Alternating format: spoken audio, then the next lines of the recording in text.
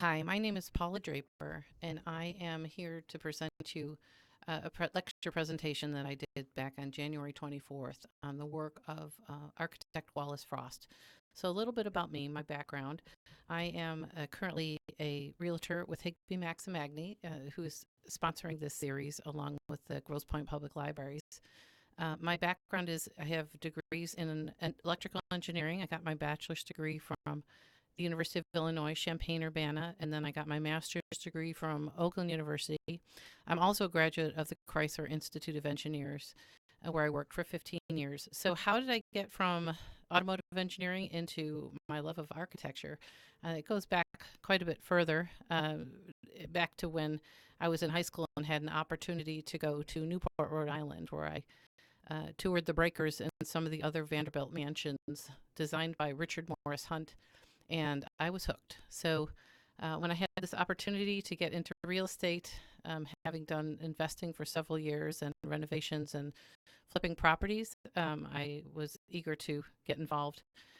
Here at Higbie Maxim Agney, we do have 90 years of research in our archives in our basement of all these various properties that have sold in Grosse Pointe. So a lot of the research used that information as well as focusing on articles I found through uh, the University of Michigan's Bentley Historical Library, as well as the Free Press and Grosse Pointe News Historic Archives. So let's get started with the presentation.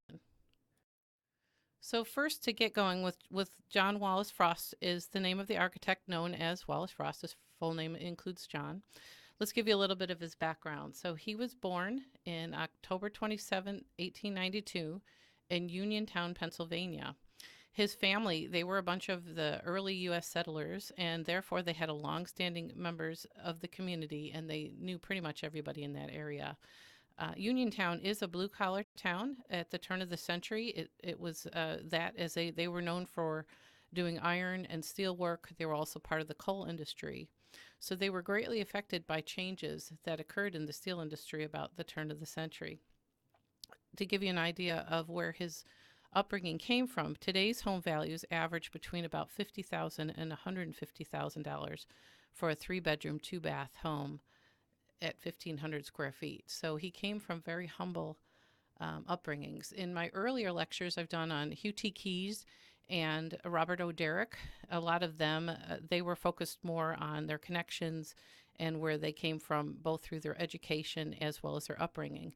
And we see Wallace had much more of a humble upbringing than those two. So moving on, let's talk a little bit about his family. So his parents were married in 1877. His dad was Wallace J. Frost, and he lived a short life of just 37 years. We'll talk a little bit more about him in a minute. His mom was Eliza Barton Hara Frost, who lived a bit longer at 64 years. She was the daughter of John Hara and Rachel Barton. And so she died suddenly after about 2 weeks of illness when she was 64. And she lived most of her life in Uniontown, except for 12 years. She lived in Pittsburgh along with Wallace Frost's father, and this they lived up until his passing. So all four of her living children were present at her time of death, and even Wallace at that time flew back in from Detroit to be by her bedside. So that's a wonderful story to hear. His family was relatively close. So Wallace is the youngest of six children. The oldest was Laura Frost Sturgeon. We're going to hear more about her later as Wallace and his son inherit some assets from her estate after her passing. Their second child that they had was John Frost, who sadly died at the age of 7. Next, they had Annette Frost, who died at the age of 3. And then there was Horace Crosby Frost, who lived to 59, and Mary E. Frost, who lived to the age of 60. In 1892, his parents were living in Pittsburgh. This is the year that Wallace Frost was born, with their 3 surviving children. The 2 had already passed by this point. In 1892, John's father dies at the age of 37 suddenly, and his mom, we see, moves back to Uniontown. This is the same year Wallace is born, and he is named after his father and his deceased brother. So we get the sense, because of when this era was and where women's standing in the community was, she moved back to Uniontown basically to have family help her raise her children. She was a widow at a very young age of 36 years old, and she had three young children to raise. So she was only in Pittsburgh those 12 years, moved back to Uniontown to raise, and this is the environment that John was raised in. So we see that he struggled quite a bit as his family was growing up. So he is truly a rags to riches story, as we'll find out in future slides. So we see John is educated in architecture. He goes to the University of Pennsylvania, and he studies under the French architect Paul Crate. Paul was the designer of the DIA, as well as many other public institutions that were well known for his time. We'll see some of that French influence come into mostly his earlier designs that Wallace Frost does, as we see some of these further on in the presentation. In 1917, John marries Grace Beerer. Grace actually lives a long life to age 95, and she becomes very important in our research because it's from her we receive a lot of this information. We'll talk a little bit more about at the end of this slide. So Grace's father was Daniel Beerer, and her mother was Nancy Saxon. Her father was 35 and the mother was 25 when she was born. And we see that in the early years of their marriage, we see Grace is very involved in the women's rights movement in America. She's actually a suffragette, which was supported by her family, including Wallace Frost. We see her in the Women's Bill of Rights in Michigan. She was the third vice chairman in 1922. We see her in the National Women's Party in Bloomfield Hills in 1925 as the chairman of hospitality. In 1927, we see her in the Women's City Club supporting a no more war effort for the end of World War I. And in this, she supports a Near East relief, which was they did marketing of Oriental rugs, which were made by refugees in Jerusalem, Syria, and Greece. In 1928, we see her co-chairing with Mrs. Helen Archibald, who was a British feminist, at a luncheon. And then finally, we see her as part of the Women's International League of Peace and Freedom. As we get into the later years, we see Mrs. Frost becomes very involved in Wallace's business, and she is really the advocate of the family archives. It is where most of the information I received from her was either was what she had personally donated and organized at the University of Michigan Bentley Historic Library. And it's thanks to her that we have many photographs, blueprints, and as well as her personal notes of what happened during especially the later years of design of Wallace Frost.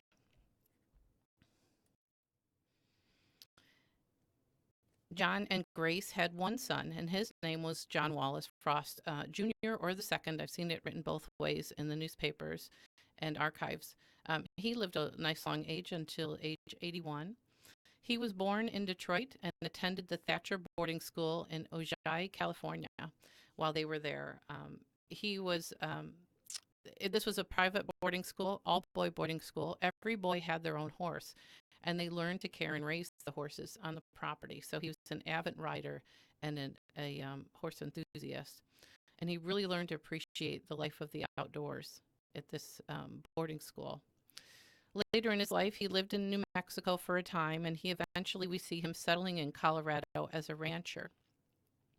In 1960, his father, Wallace, and son John, both inherit a substantial amount from Wallace's eldest sibling, Laura Frost Sturgeon, from her estate. They each inherit $750,000, which at that time in 1960 was a taxable estate.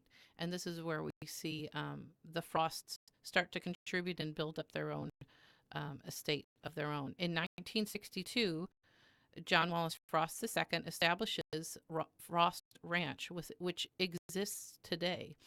Currently, it is 25,000 acres, which is approximately 37.5 miles of ranch property. It is now run by the third and fourth generation Frosts, and you could even stay in what they call the Big House, which was one of the largest homes that Wallace Frost designed. He designed this for his son, John Wallace Jr., and it was actually the last designed home that we have on record. John Wallace Frost II passed away in 2002 in El Paso County, Colorado, and his gravestone reads simply conservationist. This is an interesting fact I found in his legacy notes, that a Dr. L. Troja noted that he was a Pueblo chieftain in his obituary. That's something I don't have any additional information on, but I found that very interesting. So let's follow the movements of Wallace Frost and how he eventually made his way to Detroit. So he starts out in Uniontown, and then after he's married to Grace in 1917, he settles in Philadelphia. We see that the family moves to Washington, D.C. During World War I, where he is a Naval Air Force architect. He designed hangars for the military installations. And this is where we see he meets Detroit-based Albert Kahn. So Albert Kahn used to fly into Washington, D.C. frequently for consultations on various government projects. I received a call after I gave a live presentation of this lecture series from Mrs. Kathy Forrester, and she shared with me that she actually had visited the Langley Air Force Base and the Officers Club, which had been designed by Wallace Frost and still was a substantial place to visit today. So we see after Wallace meets Albert Kahn, he's impressed by the work that he's done with the military installations, and he invites him to come work for him in Detroit. So in 1919, Frost moves to Detroit, and they start to work on some substantial buildings that are very easily and recognizable to us today. The first building he worked on was the Detroit Public Library, which was completed in 1921. Next, we see they worked on the General Motors building in 1923. Now we know this as Cadillac Place. In 1923, he also worked on the William L. Clements Library in Ann Arbor. We're going to see these arches that you see in the Clements Library. We're going to see that showing up in the interiors and exteriors of his future builds. Other work he did not noted on this page includes the Edsel Ford House, which was completed in 1927. Now, we see that Wallace Frost actually left to do his own company in 1926, so he wasn't working for Albert Kahn at the time of its completion, but he did work with him on it. One of the things I found in their personal notes is that Frost handled much of Albert Kahn's client relations, which is interesting, as that helped him to learn how to set up his own business. So I wanted to draw your attention to these blueprints on the left. We're going to talk about those a little bit more in the slide, but this was actually one of his studios that he set up. And so we have, again, as I mentioned earlier, we have to thank Mrs. Wallace Frost, or Grace Frost, for contributing these to the Bentley Library at University of Michigan, where I saw these and many other blueprints. So carrying on, in 1921, Wallace moves into his first home that he built, and we're going to show that property more later as we get into the study of his homes. In 1926, he sets up his own practice, so he's no longer working for Kahn, though we do see he does some collaborations as he's still designing. And his focus now shifts more to residential rather than public projects. We see a big change in the Great Depression hits. So there's little work available in Detroit, and this is something we saw in the other presentations, is what the architects did to maintain basically the talent in Detroit. So at this point in time, Wallace has his own practice set up. We see him working with Kahn, Keyes, and even some of the sculptural architects or the sculpture artists like Carducci. And we see them working together to try and keep work going. But we also find that Wallace needs something more. So in 1932, he heads off to Europe, and he's focused on projects in Italy at this point in time, and really is studying Italian architecture. In 1933, we see him settling in Montecito, California by Santa Barbara. And here he builds his own very large home we're going to look at later, called the Villa. And this was frequently visited, as I've read about in the Detroit Free Press archives, as the Detroit social elite would regularly visit him. And just to take a quote from a 1934 publication, they said this property was like this area was like a large Detroit colony that is really not a colony because of the most of the residents have become permanent. So it's interesting that there's an alluding to the fact that a lot of Santa Barbara was established by the Detroit social elite of the 1930s. In 1939, we see that Wallace returns to Birmingham. Now, he never closed his practice up officially, though he was working out of California at that time, but he returns to continue his work in Michigan and focuses primarily in Birmingham, Grosse Pointe, as well as some other locations. In 1948, this is where this blueprint comes in. We see he designs his new studio at 277 North Bates in Birmingham. And he designed this to actually have a bedroom. It was a studio with a bedroom and a kitchen, which he and Grace used as offices, and he also had guests stay there for a time. In 1958, we see that he donates his studio in Birmingham to the Birmingham Recreation Department for use as a teenage clubhouse. Frost actually offers to pay for the janitorial services so that he doesn't want the city to be hard-pressed to take this over.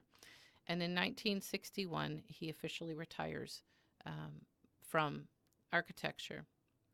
And we're not entirely sure, but it appears he may have moved back and forth. He was in Colorado partially and Birmingham partially. So he passes away in 1962 while living in Birmingham. But he's buried in the Wilson Cemetery in El Paso County, Colorado. His gravestone reads simply architect. It's his and his wife are buried in the same stone. And his son is actually in that same location.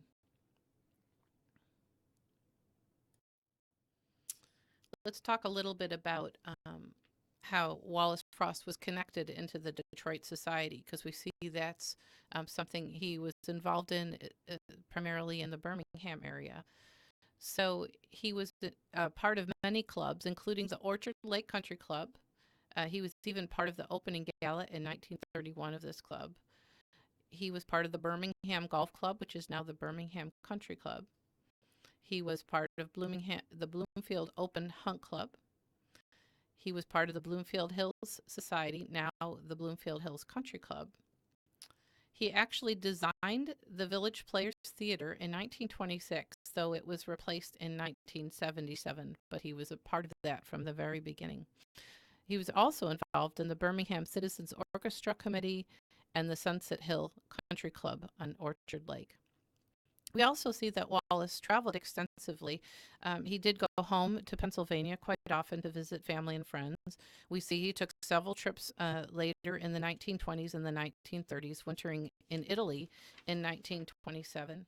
He did a lot of weekending at the Green Mountains in Westover, Vermont, with the Winstons. We'll learn about them later.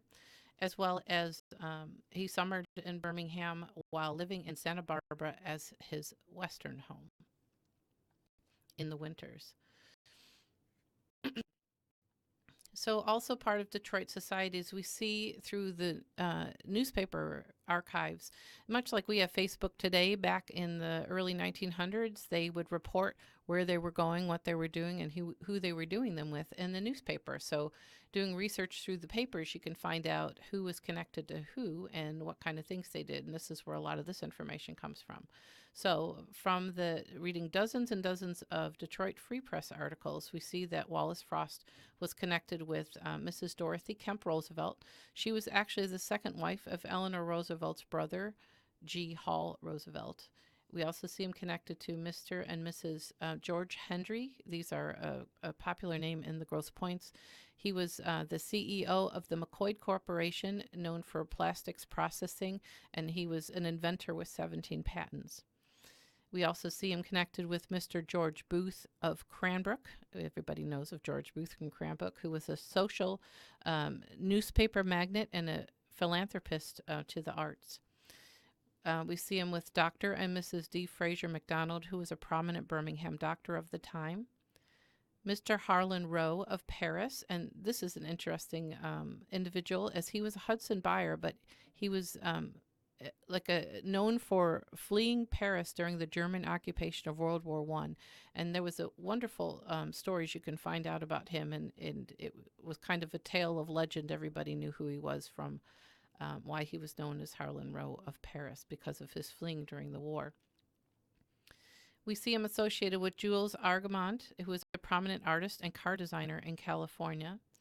Mrs. Thompson DeJarja, who is the wife of Thomas DeJarja, the designer and founder and CEO of the DeJarja Design Company, who was also a car design company.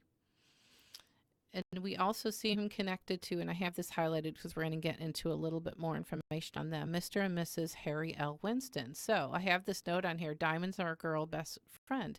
So is this the same Harry Winston of that Harry Winston diamonds? And I went down a big rabbit hole on this one. And unfortunately, no, it's not the same person. However, it's important to note that his wife, Lydia Kahn Winston, is Albert Kahn's daughter. And so we see she's actually the one who has a fascinating story we're going to dive into just briefly here. So the daughter of Albert Kahn was a very, very close friend of Grace Frost, Wallace Frost's wife. So Grace and Lydia, they both had a love of art and music. They were both women suffragists and supported that movement together. We see, and again, in reading the newspaper articles, that the families often vacationed together and even house swapped.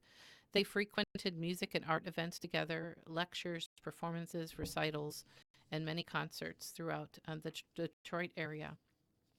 But probably the most important thing and interesting thing about, well, before we get into the 1940 art show with the Guggenheim, she lived at 483 Aspen. We're going to look at this house later, and this was a house that was co-designed by Kahn and Frost. So that's very interesting. So let's get into why she was known as the pioneer for modern art in Detroit. And this is a quote right out of the Detroit Free Press. In the 1940s, she put on the first modern art show in Detroit with the then first Guggenheim director. She had a private art collection, which was one of the finest personal art collections in the world, and toured many major cities in the U.S. and abroad.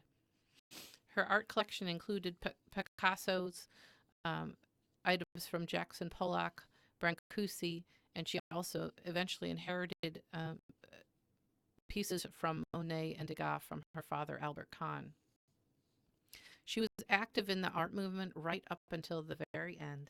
We see just a couple years before her passing, and she did live a long life of 91 years. She had an event with the DIA, and it's 11,000 members. All 11,000 members were invited to attend an event just a couple years, again, before her passing, and a third of them RSVP'd an acceptance to attend. Upon her death, many pieces of her art were donated to museums, and others were auctioned, and they brought in, at a Sotheby's auction, $74 million, and this was in 1962, so you can imagine that was a substantial amount of funds.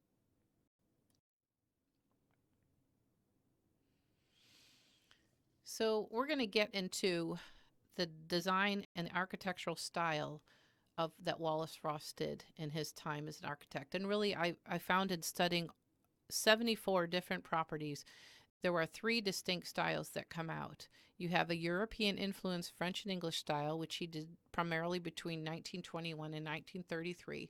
You have the Italian influence starting to come into this between 1934 and 39. And then you have mid-century modern coming in from 1940 to 1960s. We don't see him jumping between designs. Once he finishes one design and moves to another, he doesn't seem to return back to the other in all the blueprints and the pictures that we've studied. We do find in his earliest designs, jumping up to the 1921 to 1933, his exteriors were traditional, but we see him already starting to have modernized interiors of like an Adobe and Pueblo or Mission style. which he incorporates in his 1934 to 1939 designs, where the exterior matches the interior. And then when he gets into mid-century modern, it's something completely unique with a lot of windows and open concept and more of what we would see in a property today. But one thing that's consistent throughout all his designs is in the header that he built with steel and concrete. His homes are built to last. None of these are the plywood ones that we would see often being built today. These homes are substantial with 18-inch thick to 2-inch thick interior columns, arched doorways without embellishments, and a central point of focus. So we see this, and I wanted to illustrate this with the images we have on this page. So there's 3 different eras of drawings here, and you can see that the staircases are all the same. So this first one, built in 1926 in Grosse Pointe Park, this is one of his, what he's known for, stone floating staircase. Then you see this again in 1954 in Grosse Pointe Shores in one of his mid-century modern homes. This is a floating stone staircase, and you see an identical staircase. This is in his property in Montecito, California, known as the Villas, the exact same staircase as we see here in Grosse Pointe Shores. So we've got a California home from built in 1934, one 1954, and one 1926, all with the same staircase. So we see he did borrow elements that he copied and used throughout each of his designs. However, his exterior designs, once he changed them, he didn't tend to go back. We're going to look at some of the properties next. So before we get into it, let's look at the definition of styles that Wallace Frost used. So this is a little bit of a quiz. So I want you to identify, and the answers are on the next slide, so you can cheat, but try and do it on your own. Which of the homes that Wallace Frost designed here represent the different architectural styles? So I'm going to read those samples to you so you get an idea. So the English cottage had a use of available materials, local available materials, including high-pitched roof gables, sometimes with concave edge, and you could see in an English countryside. A French country or French manor style home was stately and formal, modeled after country manners. Brick or stucco homes with steeped, hipped roofs, and they were usually symmetrical in design. A Normandy-style home had steep, conical roofs or hipped roofs with round stair towers. Those are pretty obvious when you see those because of the round tower. A French colonial was a rectangular shape with full porches or balconies.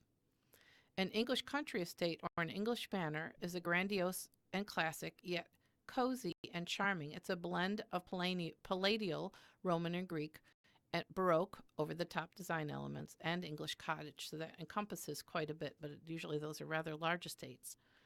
A Georgian was marked by symmetry, revival of Greek and Roman ideas, with hipped roofs, often with dormers. A federal style is a simple square rectangular shape design, and these were common in the U.S. at the turn of the century. Mid-century modern style has clean lines, muted curves, large windows, open floor plan, indoor and outdoor spaces that complement each other.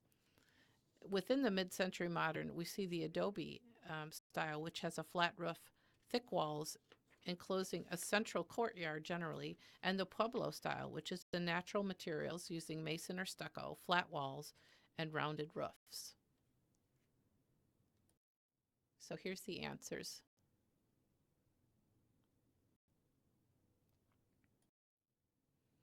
Now we're going to get into the actual designs that Wallace Frost did. So we're going to start with his traditional European designs. Here we've got 46 properties, and we're going to go through these fairly quickly. These had mostly English and French influences, you'll see on the exterior, but again, the interior, which we're not going to show those pictures of, but they tended to have a little bit more contemporary features to them. So as we go through these slides, I'm going to try and focus on just 1 or 2 homes in the slides to give you an idea. So the first one we're going to focus on here is the Wallace Frost home that he built for himself in 1921, and this is located at 579 Tooting Lane in Birmingham. The estimated value on this home is currently $1.9 million.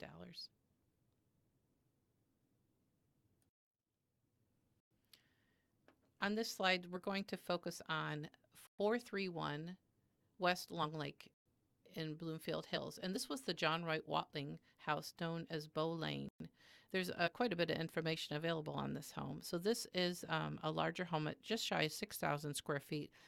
It last sold in 2011 for $920,000, and it is currently estimated at $2.1 million.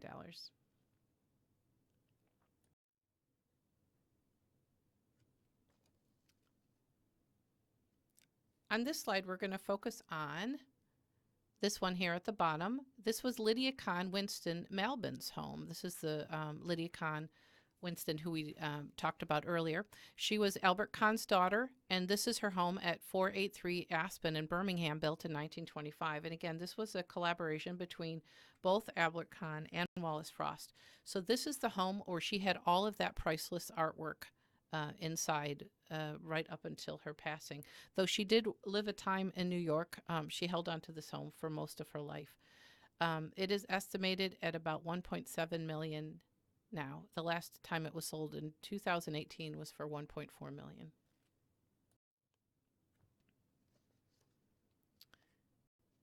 The home we're going to focus on this slide is down here in the bottom left. This is the Edgar W. Bowen home. And this has an interesting story because the Bowen brothers built two homes in Grosse Pointe Park. One was on the water and one was just behind it, just off of Jefferson. This is the one that's just off of Jefferson. And they built them at the same time. And they we're going to actually see the other home later on in the slide because they're both built by Wallace Frost. To decide which brother got which home, they flipped a coin. So this ended up being Edward Bowen's house. It is currently up for sale in Grosse Pointe, and its price is $1.75 million. It is a large home at just over 8,000 square feet.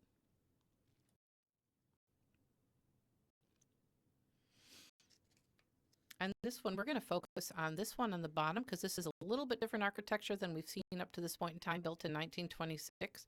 This is a Birmingham home in 691 Pilgrim, and this has that steeped roof. This is a French country style. We haven't seen this really up to this date. We've seen an awful lot of English country as well as some Normandy and French colonial, but this is the first time we're seeing the French country style.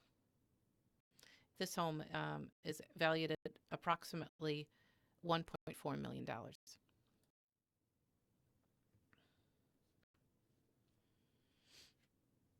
Okay, in this slide, we're going to focus on this one, which at 347 Kercheval, built in 1927 for Maynard Dockey Fallon. This home actually was just on the market. It has recently gone pending and is going to be closing in the next couple of weeks here. So this was originally listed as 157 Maross. So if you wanted to look this one up, that you could look up either of those addresses and find information. So this is, again, another example of French country where you've got that really steeped roofs. This is actually 3 floors. So there's the 3rd floor in here that has some finished rooms and built up right to the top of the roof. So I took a couple photos within this house, which I thought were very interesting to show the design of how Wallace Frost incorporated some of this beautiful techniques into his design. So we see this window here at the front, which it really stands out. When you drive up to this home, it stands out. This is surrounded by a concave brick design on the exterior. And then on the interior, it also has a concave design. So it gives the illusion of being much larger than it is with this shape. We also see that same concept of a concave design with his doors. So this is a living room door leading to a built-on sunroom. And this also is a concave door. So he did this in several rooms in the house. Again, gives that illusion of size and grandeur. Also, you can note how thick the walls are. These walls are between 12 and 18 inches thick to his exterior walls. So again, he built with steel and concrete, and these homes are certainly built to last. This home, again, is currently on the market for just over $1 million, and it has gone pending. We're going to talk about 2 homes on this slide because they're very interesting. First, let's talk about this one on the bottom here, the Julian Bowen home. So this is the other Bowen brother. This is the one who won the coin toss and got the property on Lake St. Clair. So this is a Normandy-style home, and this is a very large home at 9,000 square feet. It is sitting on just over an acre, and it's estimated at about $2.5 million on Lake St. Clair. Next, we're going to jump up to this other one, which is also a Grosse Pointe property. This was the Ross Whitcomb Judson house, known as Castile Batavia, and this is in Windmill Pointe in Grosse Pointe Park, built in 1927. And the reason I wanted to talk about this one, it is a very large home, one of his largest, almost 10,000 square feet, last sold in 2009 for $2 million to the founder of Continental Motor Company. And they believe this is located where the original windmill stood for the naming of Windmill Pointe. We estimate it to be worth about $3.4 million now.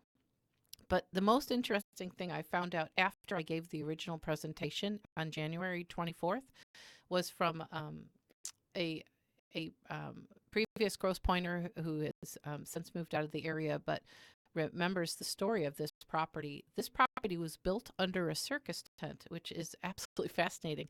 The owner, Ross Whitcomb Judson, wanted it to be done quickly and didn't want the winter weather to stop the progress, so they actually put up a huge circus tent and built this entire property under it. No one in our office knew about that, so that was wonderful history. And again, I would encourage you, if you have special information and history about some of these properties, be sure to get in touch with our office or a historical society so that we don't lose these wonderful nuggets that make our architecture studies interesting. On this slide, I'd like to bring your attention to 508 Linden in Birmingham, built in 1928. This home is very, very similar to the first home Wallace Frost built for himself at 579 Tooting Lane. I just think it's a beautiful example of the English cottage style. So this home is valued at about $1.2 million. It's just shy of 4,000 square feet. Now, this is interesting because I kept reading in the Detroit Free Press from 1928 about Wendover House. And I'm like, what is Wendover House? I couldn't exactly see where it ever went up because they were saying it's almost done, it's almost done, it's almost done. Well, it ended up being this Wendover House design was built. These two homes represent the Wendover House. They were both designed in this style at 244 Wimbledon and 715 Wimbledon, both in 1928. So you can see in this Detroit Free Press advertisement the actual homes that were being built. And they're both worth over approximately $1.2 million today. And they're not very large homes at about 2,700 square feet each.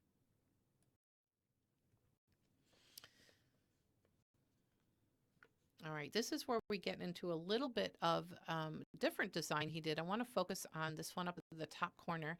This is actually a townhome development. It was known as the Poppleton Park Townhomes, and it includes numbers 1050 through 1078. Each of the townhomes are about 1,400 square feet, and they're worth roughly $400,000 each right now. And so he did mostly single-family homes, but we do see him doing a few of these condo-type complexes, and this is an excellent example of one.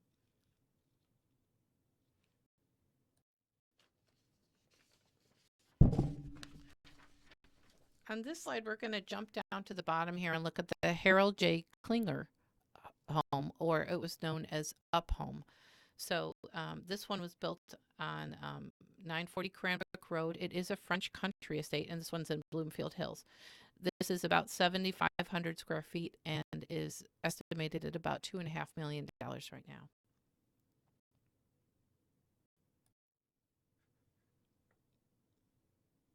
On this slide, we're going to look at these two homes right here. These are two of the largest homes that he built.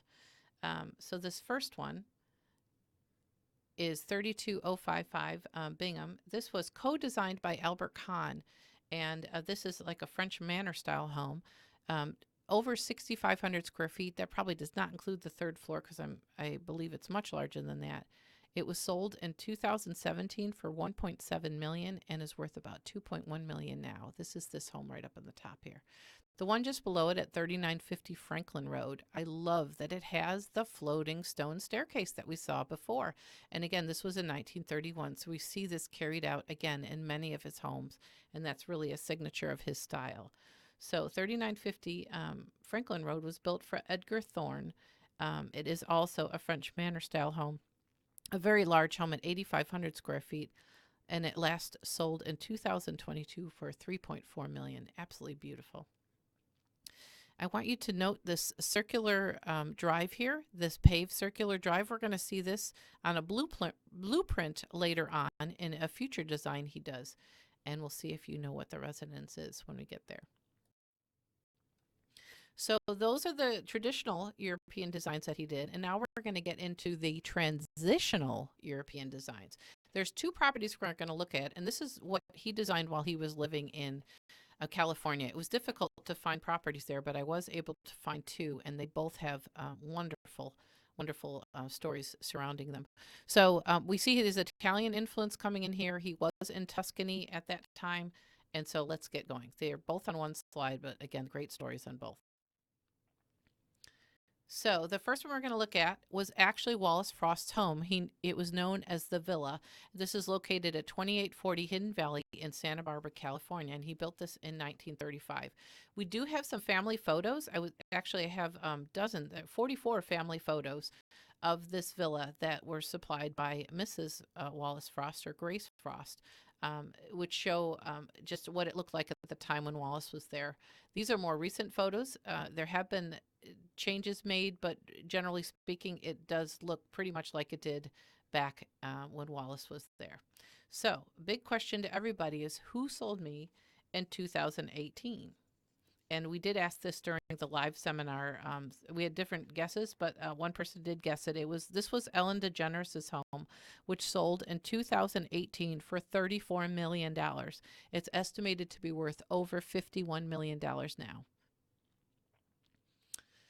So next we're going to look at this other Italian-influenced home that he built in California. This is the staircase that I took from here. You see this staircase? This was from this home. Again, that floating staircase, which we had seen in earlier diagrams. So this was the Frederick M. Blow's house, known as Los Vientos. So Mr. Blow was the co-designer, he was the heir to the West Clocks fortune, and they made watches and clocks at the turn of the century. So he was an heir to that fortune. This property was co-designed with architect Cliff May. Cliff called this his masterpiece, and in an interview, I was able to find out how he consulted with Wallace Frost to make sure he had everything going the way it was, including the staircase, which they designed. Wallace Frost included in this.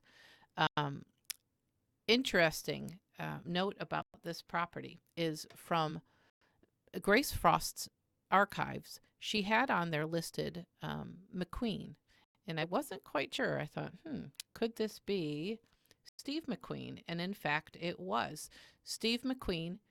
So who was my next door neighbor in 1947? That was Steve McQueen. And so Wallace Frost did a preliminary sketch for Steve McQueen's home.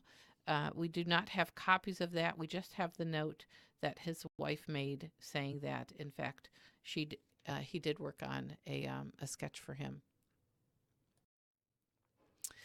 So once Wallace Frost is done in California and moves back to Birmingham, Michigan, we see his style change again, and it becomes pure mid-century modern design. And we've got 26 open concept properties that we can look at.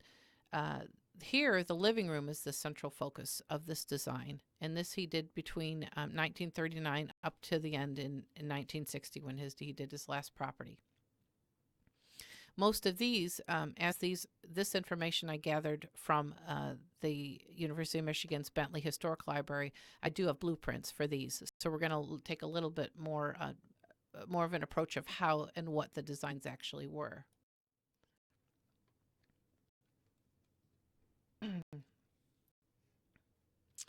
So here we're looking at the last home that Wallace Frost lived in is the one we're going to focus on. But first I want you to look just at this blueprint here. So we start to see his style, his unique style he has. He usually has a porch that juts out like this.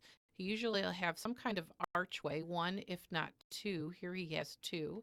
And we usually will see, though we see a little bit of an angular design, kind of a trapezoidal type of design somewhere in the house. We also see that here. This is something we're going to see on almost every one of his open concept designs he does in the mid-century modern style. I wanted to pull your attention to this one on the bottom right, which was Wallace Frost's last home that he resided in at 404 Bonnie Briar. So he was living here when he passed away, and it was built in 1941. So he went from uh, an old style, traditional style home, and then he went to California to, he lived at each styles of his design. So he went to the California transitional home and then up into mid-century modern for his final home. This is an interesting slide because it shows one of the developments that Wallace Frost was involved in creating, and this was called at the top here Pittsfield Village in Ann Arbor. So he designed not just an apartment complex, but an entire community. So the headquarters was located at 220 Pittsfield Boulevard. The community was developed in the 1950s and had 226 apartments. The rental income, we've got some records of it because he was an investor. In 1957, the rental income totaled over 500,000, and it had a net worth of 1.7 million as of 1958. The complex was 100% occupied by 1959, and there's also a list of stockholders at that time, which is very interesting. I found all this in the archives at the University of Michigan. You can start to see the differences in his design down here with this large open windows, angular roofs, large fireplace, and then he always had these overhangs which would incorporate the exterior with the interior. This is very typical of the Wallace Frost designs.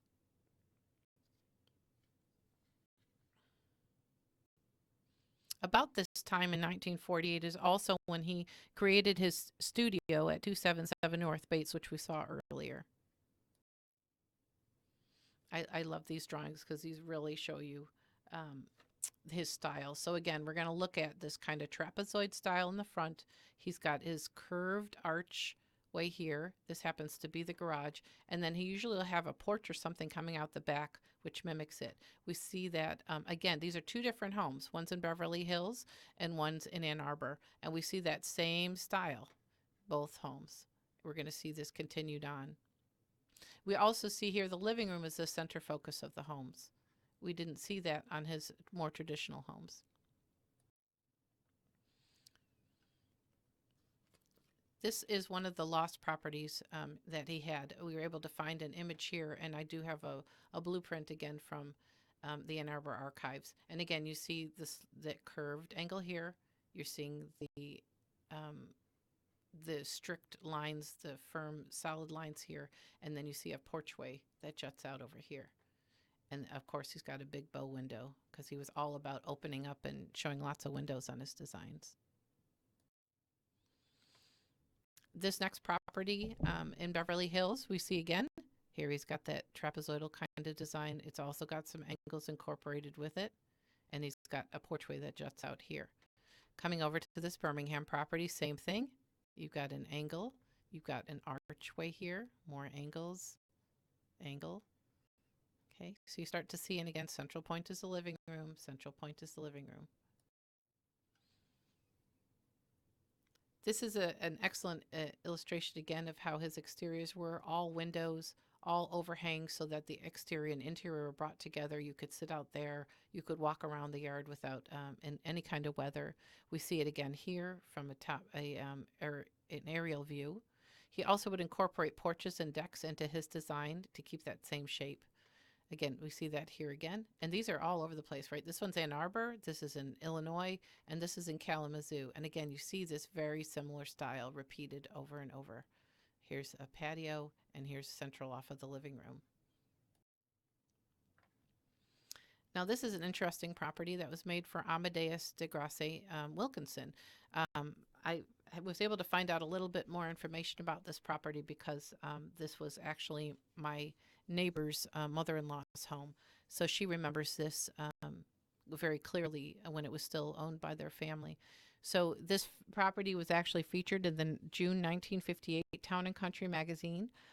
They show blueprints of this property as well as information and photos. And within the photos of that magazine, one of the paintings that's displayed above the fireplace is now located in the DIA.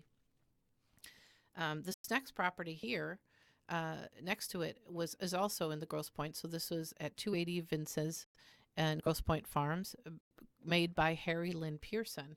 So also a very interesting person. So Mr. Pearson was an appointee of Franklin D. Roosevelt in 1935, and he funded the Pearson Clinic, which those of us at Grosse Pointe are well aware of. So this is the home that he designed, and again, we have the blueprints to look at it. Um, he lived at 275 Voltaire until 1954, and then had this home built. This is estimated to be worth about 1.2 million right now, and this one, the Wilkinson home, is estimated to be worth just shy of $2 million, and that is located. The Wilkinson's home is located right on Jefferson or Lakeshore in Grosse Pointe Shores on Lake St. Clair.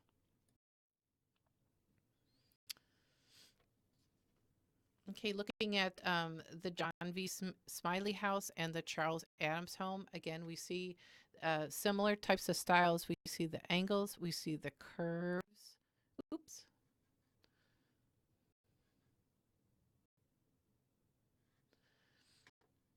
And then we're getting into the Roby house here. Again, the angles and the curves, and you have a porch that sticks out, very similar. The last home I want to talk with you about is this one located at 2520 Oxford Road. This one's in Lansing, and this was built in 1958 for Howard and Letha Sober. So I mentioned before that we had a circular driveway that was a brick circular driveway, and we see that appearing here. I want you to notice the angular, this home was built around the driveway, or it appears that way, but obviously the driveway just incorporates the shape of the home. You do have the angles here, again, the overhangs. You have circular eating areas here. You have a bow of windows. These are all the features we've noticed on all the other homes of Wallace Frost, including a central living room. So as you're looking at this, does this look familiar to you? Because it is in Lansing, and you might recognize this as the governor's mansion. So this was donated in 1969 to Lansing, and it now serves as the governor's mansion in Michigan.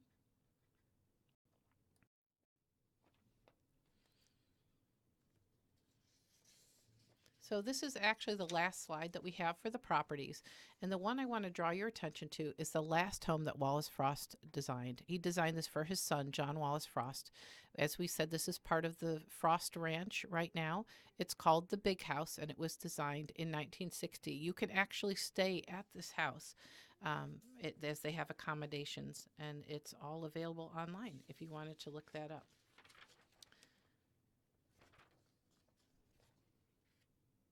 So it was built in 1958, and there was an addition put on in 1960. Again, this property has about 24,000 acres, which is about 37.5 square miles of land. So it's quite a ranch if you wanted to visit it. So that is the end of all the properties, but I just want to remind you that if you happen to have a property that has historic significance, whether you're in Birmingham, Bloomfield, or wherever, I recommend, if you have a special story to tell, that you contact your historic society. If you are in the Grosse Pointes and you're interested in finding out more about your property, at Higbie Maxon Agney, we have 90 years of archives in the basement of our brokerage, and are more than willing to look up your property and provide you any information we have. When people call and tell us stories, we do make notes of them and put them in the files with the property, so that stuff is kept with us. We also have a wonderful Grosse Pointe Historical Society. Birmingham also has a historical society, as well as there's the University of Michigan Bentley Archive. So if you've got blueprints or information, I recommend that you contact one of those and share the information. It's important if you want to do some work on your property, as we do see some of these homes are lost, or sometimes they're modified in such that it would ruin or change the value of the property. If you have a historically significant home, contact somebody before you make any changes to make sure you're sensitive to the original design and that it won't affect the value in a negative way. So to wrap it up, I just want to say that homes are more than just location, size, number of bedrooms, and bathrooms. Wallace Frost and other premier architects, like the ones we've talked about in the lecture series, including Hugh T. Keyes, Leonard Willicke, and Robert O'Derrick, they truly have brought this to light in the Grosse Pointes and other areas. So we do hope this gives you an appreciation for the type of homes that we've come to know and love in this area. So I want to thank you for being a part of this. If you have any questions, feel free to contact our office at any time. Thank you.